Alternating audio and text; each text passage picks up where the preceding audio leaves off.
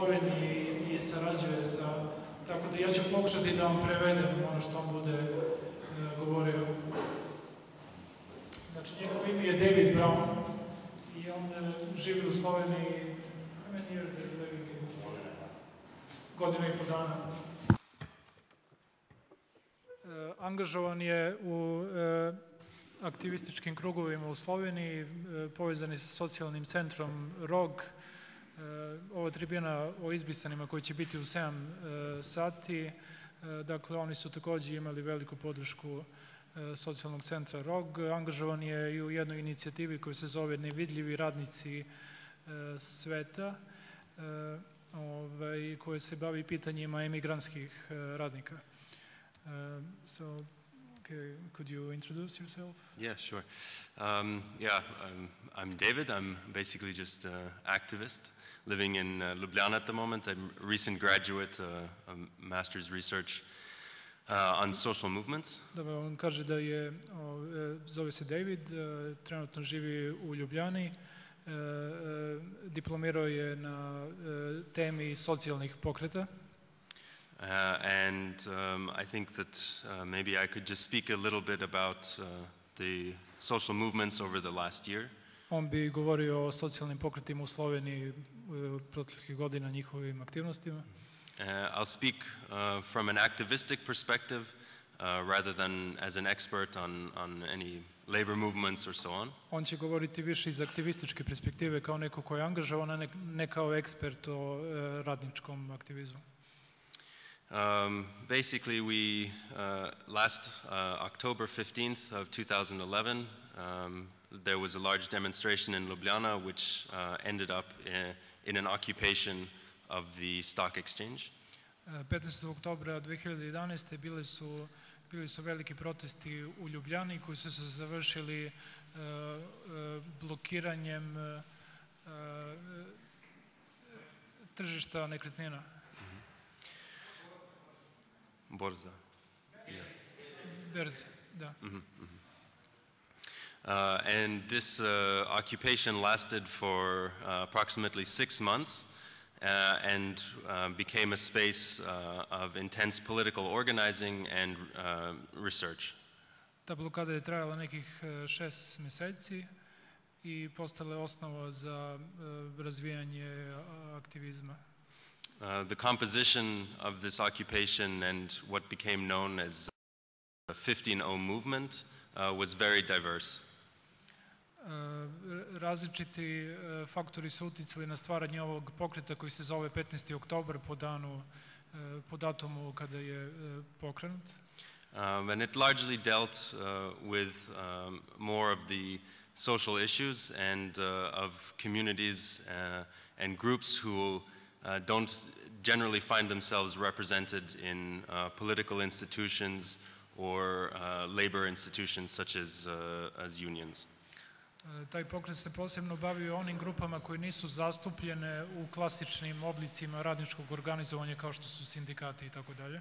So it was a lot of precarious workers, social workers, students, unemployed. Tako da je bio veliki broj prekaritetnih radnika, studenata, nezaposlenih i tako dalje. But I think what the movement was largely trying to understand was the changing conditions in society that related very much to the process of transition, privatization, and let's say financialization of society. Ali pokret je pre svega hteo da analizira na koji način transformacija društva, privatizacija i tako dalje utiče na socijalne uslove u kojima ljudi žive. So rather than simply focus our protest on institutions such as the state or welfare, we were looking more at what new forms of social rights and what new social conditions can be created to satisfy a much wider society. Tako da umjesto da svoje aktivnosti usmere na državu i ono što država može da pruži ljudima, oni su se mnogo više orijentisali na proučavanje socijalnih prava koje ljudi sami sebi mogu da obezbede.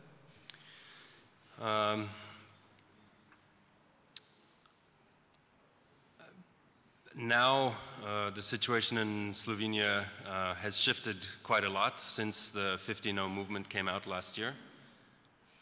Trenutno se situacija u Sloveniji dosta promenila od kada se pojavio pokret 15. oktober. And of course the occupation itself is finished. I should also mention that there were quite a few occupations on the universities in different faculties in Ljubljana.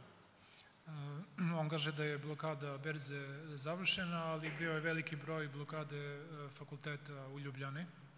And you know, some very strong initiatives, particularly in the student movement, came out of a lot of this organizing that was happening last year, even forming one basically political student party, which has been on the last student elections. Neki od značajnih inicijativa su se stvorili iz ovog studentskog organizovanja, pa čak i jedna studentska politička partija koja se pojavila na prethodnim izborima. But of course, economically, Slovenia is also in very bad shape, and we are now on the second round of austerity measures and social cuts. Ali naravno Slovenija je u teškom ekonomskom stanju i mi smo trenutno na drugom stepenu mera štednje i socijalnih rezova. So we are again at a point of much more mobilization within society. We, on the 17th of November, had a large demonstration by many of the trade unions. Tako da se sada povećava broj ljudi koji su angažovani u protestima. 17. novembra je bio veliki protest u kojem je učestvovao veliki broj sindikata. But of course it wasn't a strike. So far the unions, at least those unions who were on the demonstration, were not yet prepared to go into an actual general strike. Ali sindikati koji su učestvovali u tome nisu još uvijek bili spremni da idu do generalnog štrajka. But as many of you have probably heard about the situation in Maribor and in Ljubljana, a very different form of social struggle has recently erupted. Kao što ste vi vjerojatno čuli o trenutnoj situaciji u Mariboru i Ljubljani, različite socijalne borbe su se nedavno pojavile. And I may just say a few words about this, because I think it was very interesting to hear what some of the other presentations said today, since I think there's quite some connection to the process that produced the situation in Maribor, which is now spread around Slovenia. On smatra da ono što se danas govorilo na ovoj konferenciji govori o socijalnim uslovima koji su također u Sloveniji, u Mariboru pa kasnije u čitavoj Sloveniji doveli do socijalnih nemira.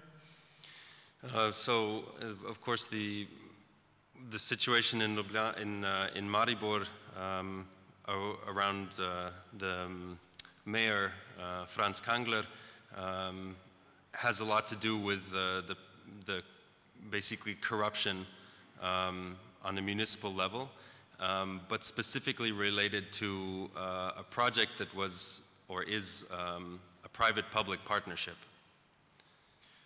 Tako da situacija u Mariboru i protesti protiv gradonačelnika Franca Haglera imaju pre svega kao uzrok korupciju na opštinskom nivou i situaciju u vezi sa javno-privatnim preduzećima. And this was basically a radar system that was installed in the city of Maribor to regulate traffic and speeding. The cost of it was eventually somewhere around 30 million euros. Tako da je u stvari uzrok tih protesta bio radarski sistem koji je bio namenjen određivanju brzine i kažnjavanju vozača koji je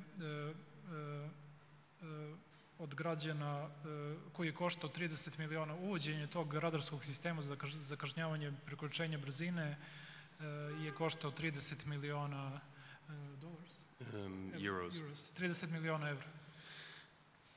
And of course, this is, as with all private-public partnerships, this is basically a socialization of cost, but a privatization of profits. So these radar systems are maintained by a private company.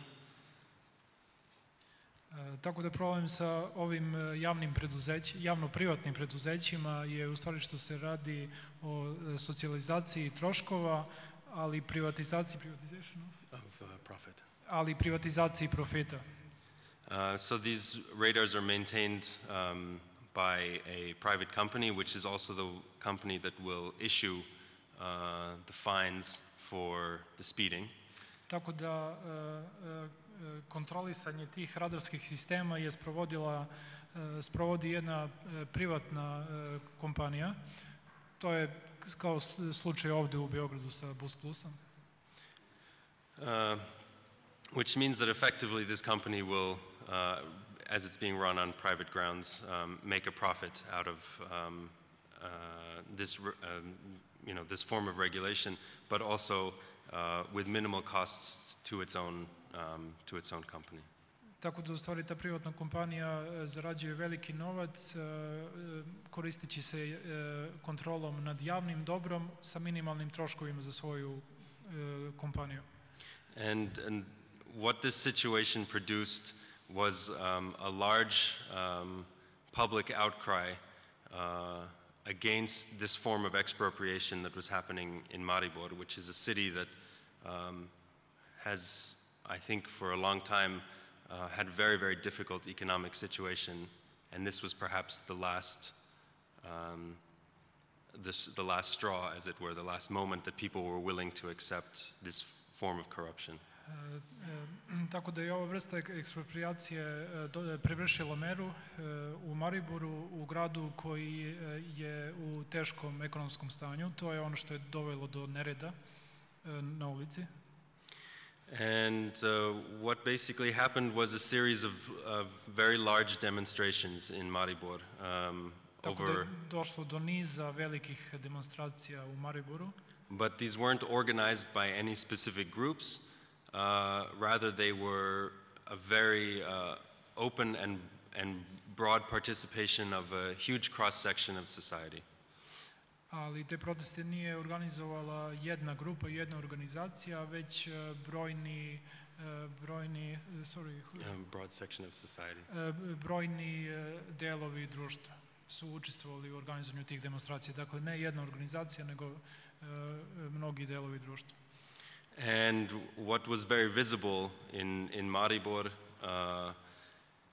was a very strong level of public anger and inability to see much hope in the system as it exists right now. Ono što je bilo vidljivo u Mariboru da postoji veliko socijalno nezadovoljstvo i nemogućnost ljudi da vide nadu u onome što sistem pruža. And of course, people were asking for the resignation of the mayor, but it was much more demanded, I think, from the audience, from the protesters in this situation. And you heard a lot of, different slogans relating to a much broader critique of their economic situation. Tako da su građani tražili ostavku gradonačelnika i pojavio se veliki broj parola koji kritikuju opštu ekonomsku situaciju. And on the, I believe it was the 21st or 23rd of November, the large demonstration was basically repressed by the police in Maribor, which I think greatly inflamed the situation.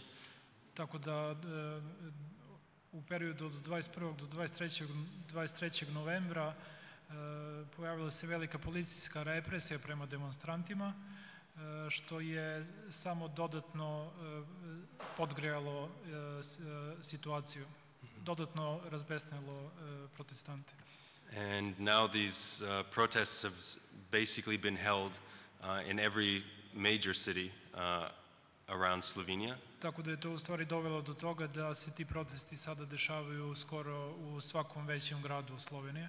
And a lot of the discourse of the protest is now focusing again beyond just specific individuals who are perceived as corrupt, but the whole political class in Slovenia, as well as the institutions such as banks and other financial institutions.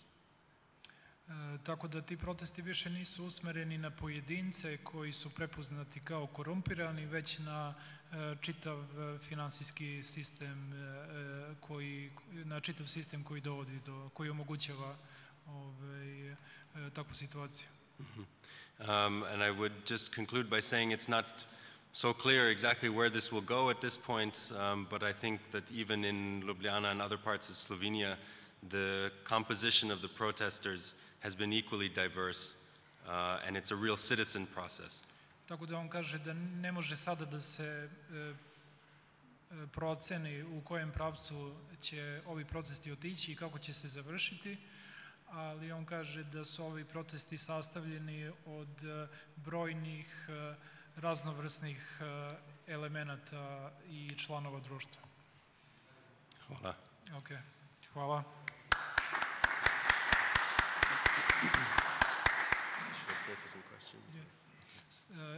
Ako imate neka pitanja.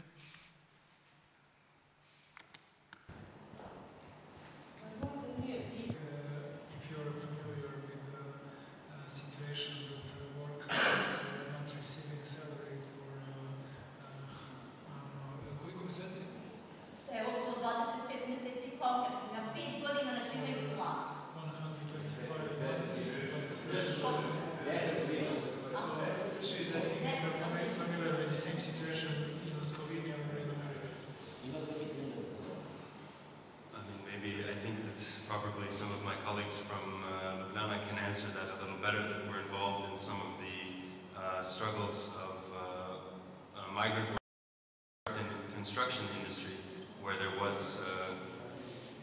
during the collapse of the construction industry, quite a period in which people were not paid. But I think on kaže da verovatno njegovi prijatelji iz Ljubljane mogu bolje da odgovore na vaše pitanje, jer u Ljubljani postoji veliki broj građevinskih radnika koji takođe nisu primali platu, nisu bili plaćeni. You're talking about immigrants? Migrant workers. On govori o radnicima koji su migranti iz drugih zemalja bivše Jugoslavije, Bosna, Crna Gora, Srbija, koji rade u Sloveniji na građevinskim radovima, a onda ne budu plaćeni minimalac. Okay.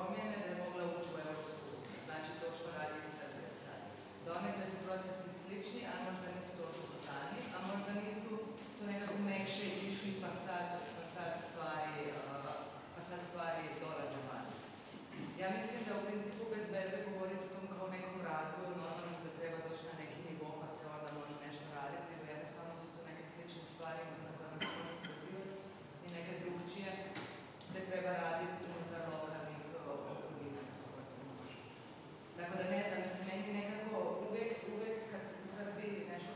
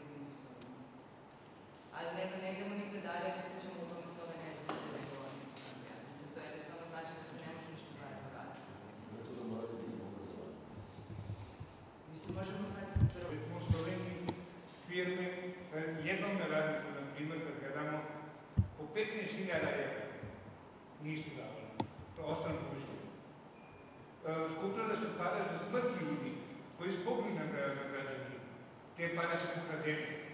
Te pare nije familija dobila, već je firma pokrala. To je po 20.000, 30.000 evra. U Sloveniji se mnogo, jer dobro nije takav baš teška situacija kao za vas, što ste par godina ostalo bez plate i to. Ali je isto teška za ovim migranske radnike koji su došli u Sloveniju da rade, da zarade kruh, koja je država pokrala, postoje prvo poslodavci pa država, ljudi su radili, nisu znali da nemaju zdravstveno osiguranje, nisu znali da ništa nemaju, ništa. Oni subotom odu u Bosnu ili u Srbiju, nije bitno odakle, ja govorim još uvijek mi južnjaci, smo u Sloveniji robovi, jedna strana i umjesto da živimo u Sloveniji od onoga što zaradimo, idemo kući zapikati i donesemo se da imamo preko sedmice šta da jedemo. Znači, tvoje porodice što nima tamo šta da jede. Dokle to mi uzmemo da nesemo Sloveniju. Na crno, ljudi što radi na crno. Iz Slovenije ljude na crno stavimo u Hrvatsku da radi. A šta to znači? Hrvatska policija upati radnika da radi u Hrvatskoj, bosanskog radnika koji je zapisan u Sloveniji. Migranta, upati ga da radi na Hrvatskoj crno, dobije zabranu, on ne more 2 godine ići preko Hrvatske kuće. Sve to se radi u Sloveniji. I zato bi navezano gospođe što biće da Pokret za slobodu treba što pre da se širi i da radi. Nije istina. Mi smo isto počeli tako, mi smo počeli tako. Mi smo išli među radnicima. Sa radnicima pričali, ali s tim da su radnici ti koji govore šta, kako i podače priče. Nismo mi odlučivali. Jer Pokret ne mora reći, sutra demonstracije, nema radnika. Mi smo organizovali demonstracije, u Sloveniji bilo na hiljade radnika, ali pošto nisu bili spremni, bilo po 500 radnika. A da se ideš u 50.000 radnika, promijenili mnogo šta, ne samo to što smo nešto uspjeli da se promijeni bivši režim i to. Baš to smo uspjeli. Ali nismo uspjeli ljudima vratiti pare. Uspjeli smo isto svaka čast Hrvatskoj što su zauzeli formicu, najme uspjeli recimo da smo radnike zadržali u samskim domom, da ne plaćaju da ostanu u samskom domu. Ali to sve radnici sami. Mi smo samo njima išli u potporu, ništa drugo. Radnici sve sami organizuju. Mi samo sa njima kontakt, radnici kaže tačimo nakon to. Medije, sindikat, Sloveniji, ništa nije bolje od ovoga. Ništa, možda je stavno. Ništa nije napravljeno. I kod vas to